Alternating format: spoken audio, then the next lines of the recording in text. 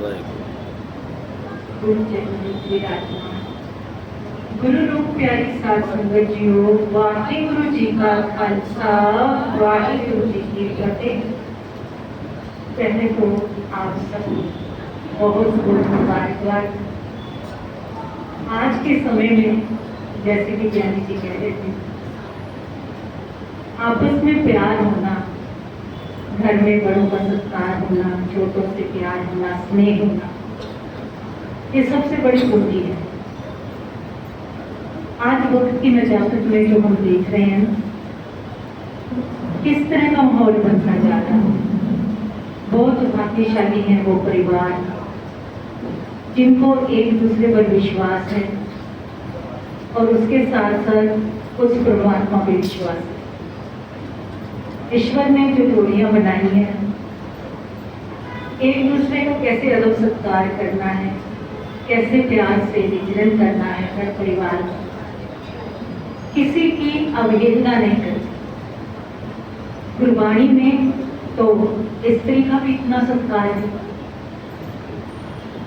बच्ची का इतना सत्कार है। सो क्यों मंदा आखिए जित में राजा, ये गुरबाणी पावन वाणी गुरु नानक पातशाह ने उच्चारण। एक ऐसा समय था जब औरत को उसकी कोई कदर नहीं थी, कोई वैल्यू नहीं कर सकती। आज भी कुछ घरों में है ऐसा। पर गुरु पातशाह कहते हैं, ऋषियों मुनियों पीरों पैगंबरों राजाओं महाराजाओं की जननी को आप निम्न कैसे मान सकते हो। इसलिए दूसरे से सत्कार की उम्मीद रखते हैं तो उनको भी सत्कार देना सीखें। तभी ही शासन जी दो पहिए हैं गाड़ी के, स्त्री और पुरुष दोनों सही तरह से संतुलन बना के चलेंगे, बैलेंस बना के चलेंगे, गाड़ी सुचारू रूप से चल जाएगी। कुछ जोड़ियां ऐसी बनती हैं कि सारा जीवन व्यतीत हो जाता है, इतना सुख कि पता ही नहीं चलता कि जिंदगी कब पूर्ण हो। और कुछ जिनके घर में प्यार नहीं है, सत्कार नहीं है, स्नेह नहीं है, तो उनका तो एक एक पल भारी है। इसलिए गुरु ने, उस अकाल पुरख ने जिस तरह का मेहर करके और कुछ संबंधों को कायम रखने के लिए ना कुछ त्याग भी करना पड़ता है, तभी जाके बात बनती है। और सब्र और संतोष वाला जीवन जो है, वो कहते हैं ना, सब्र एक ऐसी सवारी है जो किसी को नहीं झुकने देती, ना किसी की नजरों में और ना किसी के कदमों में। और बिना संतोष रोटी धन के कोई आज तक महान हुआ भी नहीं, कोई तृप्त हुआ ही नहीं। इसलिए प्यार से, सत्कार से जो पल बीते वही ही जीवन के असल पल है। ये बेशकीमती जीवन है, इसको ऐसे वैसे गुजरान नहीं करते। वाहिगुरु मेहर करे। आज की जो साखी है वो है मेघनी प्रकाश और फतेहचंद की सुलह। हिंदी में बोल देती हूँ क्योंकि आज मेरे ख्याल हिंदी समझने वाले ज़्यादा बैठे हैं, वैसे ये सारी गुरुमुखी में है, पंजाबी में है। मेघनी प्रकाश और फतेहचंद की सुलह। पांवटा शहर में रहते हुए गुरु जी का शिकार फतेह युद्ध अभ्यास का कार्य जो है वो नियम से चल रहा था। गुरु पातशाह ने दो राजाओं में सुलह करवाई। गुरु पातशाह हमेशा शांति के हामी रहे और जब जब जुल्म जो है ना, कहते पाप बढ़ा जब जब धरती पे, तब तब तू ही आया। कृष्ण बना कई द्वापर युग में, त्रेता में राम कहाया। निराकार बन आया जगत में, कैसी तेरी खुदाई। दुनिया से वो है झूठा जिसने तुझसे प्रीत लगाई, जिसने उससे प्रीत लगाई है। दुर्योधन का उदाहरण देके बता रहे थे ना, तो वो गोविंद भाव भगत का भूखा परमात्मा जो है और गुरु जो है सच्चा गुरु, वो केवल श्रद्धा देखते हैं। तुमने क्या चढ़ावा चढ़ाया, क्या दिया, क्या नहीं दिया, उससे कोई सरोकार नहीं।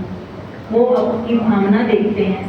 आपने हृदय में भावना बनाई ना, बस उसी को ही फल लगना है। जाकी रही भावना जैसी, प्रभु मूरत तिन देखी जैसी। उनको वैसे ही कहते हैं, जिन्हों भक्तों ने असल में उस परमात्मा की बंदगी की है, भक्ति की है, तो पत्थर में भगवान को पा लेते हैं। और जिनके अंदर श्रद्धा नहीं है, केवल दिखावे के लिए कर रहे हैं, उनके सामने साक्षात परमात्मा बैठे हो तब भी नजर नहीं आएंगे, कभी नहीं नजर आएंगे। बात सारी भावना की है, श्रद्धा की है।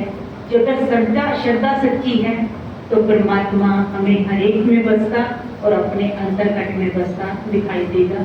अदरवाइज तो जितनी मर्जी जो है बाहर के उपकरण कर लो, उससे कुछ भी समझने वाला नहीं, क्योंकि परमात्मा तो घट घट की जानने वाले, घट घट के अंदर की जाना, भले बुरे की भीड़ बजाना। वो घट घट में हमारे क्या चल रहा है, किस पर्दे में क्या चल रहा है, उससे तो कुछ छिपा है नहीं। वैसे भी कोई अच्छा काम करेंगे तो दुनिया वालों को दिखा के करेंगे, बुरा काम करेंगे, पाप कर्म करेंगे तो वो छिपा के करेंगे।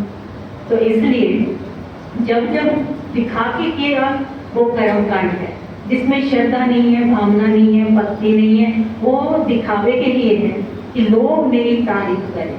लेकिन जब श्रद्धा से होता है तो वो उस परमात्मा के दरबार पर कुर्बान होता है। इन दोनों राजाओं के बीच में जिनकी सुलह करवाई, फिर गुरु साहिब काउंटर में रहते हुए गुरु जी की शिकार एवं युद्ध अभ्यास क्यों करना पड़ा? क्योंकि उस समय औरंगजेब का राज था। और आप जानते हैं कि औरंगजेब ने कसम खा रखी थी कि पूरे हिंदुओं को इस्लाम में कन्वर्ट करना, इस्लाम धर्म को कबूल करवाना है। जो खुशी खुशी से कर लेगा वो तो ठीक, नहीं तो उन्हें मौत के घाट उतार दिया जाता था। 9वें पातशाह गुरु तेग बहादुर साहिब जी ने, आपको शायद पता हो, क्योंकि हमारे जो बहुत कीमती इतिहास है ना, वो हमें पढ़ाए ही नहीं जाते, हमारी किताबों में उनका जिक्र नहीं है, इसलिए हमें पता नहीं है। इसलिए दोनों आपस में धर्मों की लड़ाई चलती रहती। कहते हैं गुरु तेग बहादुर साहिब जी ने दिल्ली की चांदनी चौक में शहादत दी थी। उनके सामने शर्त रखी गई थी कि आप या तो इस्लाम कबूल कर लो, क्योंकि उनके समक्ष जो है कश्मीर से पंडित आए थे और उन्होंने आकर बेनती की कि औरंगजेब हमारे पर जुल्म ढा रहा है, हमारा जो धर्म जो है वो परिवर्तित करवाना चाहता है, नहीं तो हमें मौत के घाट उतार देगा। गुरु साहिब ने उनकी व्यथा को, उनके दुख को, उनकी पीड़ा को बड़े प्यार से, इत्मीनान से सुना और फिर सोचने लगे कि इनका ये दर्द कैसे दूर, इनके धर्म परिवर्तित करने वालों को किस तरह सबक सिखाया जाए।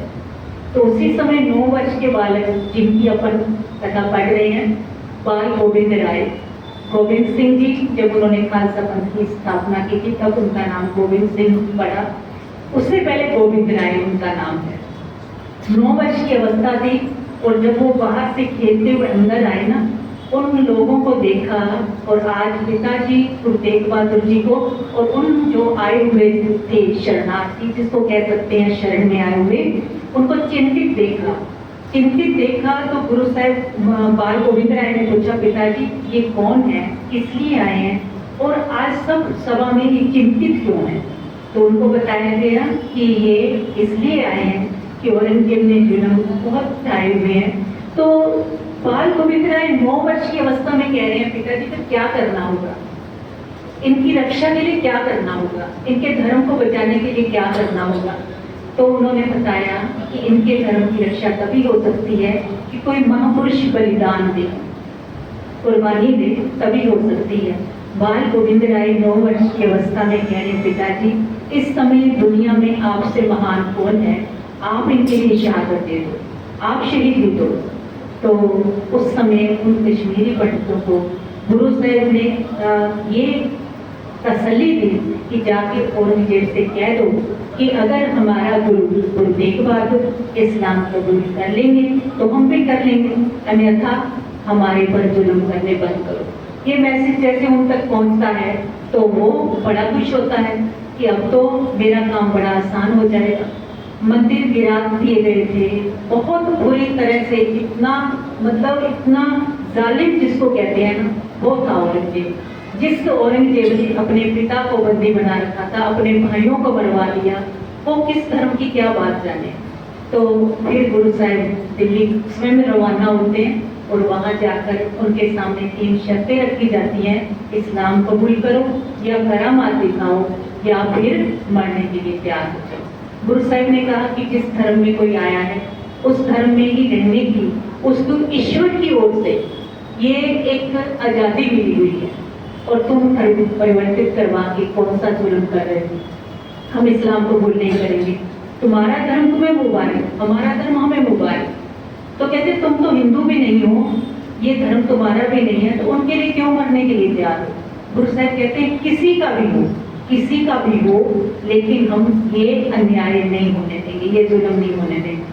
फिर कहते फिर करामात दिखाओ, तो गुरु साहब ने कहा कि करामात दिखाने वाला वो परवरदिगार है, वो परमात्मा है जो हर समय करामात दिखा रहा है।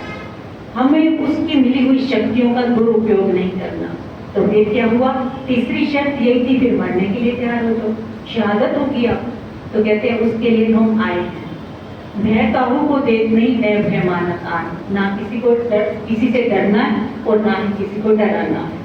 तो ये उपदेश थे गुरु साहिब के, और गुरु साहिब ने दिल्ली की चांदनी चौक में शहादत दी, और समूची दुनिया की धार्मिक स्वतंत्रता के लिए, आजादी के लिए ये जो था बलिदान था। और इन्हें हरेक मतलब हिंदुस्तान के हरेक इंसान को ये पढ़ना चाहिए और समझना चाहिए। आज जो हम अपने अपने धर्म में परिपक्व हैं, अपने अपने धर्म को बड़े इत्मीनान से मान रहे हैं, कहते हैं अगर गुरु तेग बहादुर साहब जी ने शहादत ना दी होती तो आज हम ये गुरुद्वारे में ना बैठे होते, या कुछ और ही होता। ना मंदिरों में घंटियां बजती, ना घड़ियाल बजते, ना शंखनाद होता, क्या होता, ना आरतियां होती, ना मंदिर होते, ना गुरुद्वारे होते, बस केवल और केवल इस्लाम का पताका बहता होता। तो इसलिए गुरु साहिब की जो शहादत है, उसके बाद गुरु गोविंद सिंह जी ने अपना सरबंस कुर्बान किया है। समूचा परिवार अपना और अपने जिन जान से प्यारे अनेक सिख जो हैं वो कुर्बान हुए हैं, और ये सिलसिला बड़े समय तक चलता रहा। कहते ये आज़ादी हमें ऐसे नहीं मिली, उनकी कुर्बानियों पे। कहते हैं देश देश ना होता अगर पिता दशमेश ना होता। अगर गुरु गोविंद सिंह जी ना होते तो सुन्नत होती सबकी, यानी सभी इस्लाम में परवर्त हो चुके होते। इसलिए हमें कृतज्ञ होना चाहिए। और गुरु गोविंद सिंह जी हैं जो आज हम गुरुद्वारे में बैठे हैं, और गुरु साक्षात हम गुरु ग्रंथ साहिब जी को मानते हैं। ये 10 गुरु साहिबानों की जोत है, और आने वाले समय की नजाकत को समझते हुए गुरु तेग बहादुर साहिब जी के समय जो एक बन गई थी परंपरा कि झूठे जो गुरु बनने शुरू हो गए थे, तो गुरु गोविंद सिंह जी ने ये अपनी दूरदर्शिता से इसको अनुभव किया, और अंत में इस जगत से जाने से पहले, यानी शरीर त्यागने से पहले, उन्होंने जो है अपना गुरु जो है गुरु ग्रंथ साहिब जी को माना, और ये आदेश किया, आज्ञा भेद आकार की, तभी चलायो पंथ, सब सिखन को हुक्म है गुरु मान्यो। गुरु ग्रंथ जी मान्यो, प्रगट गुरा की दे, जो प्रभु को मिल हो जाए खोज शब्द में। जिन्हें परमात्मा को पाना है ना, वो शब्द में खोजे। शब्द गुरु सुरत धुन चेला, ये गुरु नानक पातशाह कहते थे। चौथे पातशाह ने कहा बाणी गुरु, गुरु है बाणी, विच बाणी अमृत सारे, गुरबाणी कहे सेवक जन माने, पर लख गुरु दिसता है। यानी समुच्चय मतलब प्रकट रूप में अगर गुरु को देखना है तो इस शब्द को पढ़ो, विचारो, सुनो। हर एक तरह की भक्ति है, श्रवण भी भक्ति है, पठन भी भक्ति है, और मनन तो बहुत ऊंची अवस्था है जब अपन श्रद्धा भावना से पढ़ते हैं, सुनते हैं, विचारते हैं, उसके अकॉर्डिंग जीवन बनाते हैं। गाविए सुनिए मन रखिए भाव, दुख पर हर सुख कर ले जाए। प्यार से इस पावन वाणी को पढ़ना, सुनना और हृदय में बसाना, सब दुखों की निवृत्ति, और घरों में अंतरात्म में सुखों का प्रवेश, आनंद का प्रवेश, और वो आनंद जिसके बाद कभी दुख जो है वो महसूस ही नहीं होता। गुरु कृपा करे, रहमत करे, आपस में प्यार और एक पर विश्वास हमारा बना रहे। एक ऊपर जिस जन की आशा, इसकी कटी है जम की भाषा। बोलना दुकानी हिमाजियो, वाहिगुरु जी का खालसा, वाहिगुरु जी की फतेह।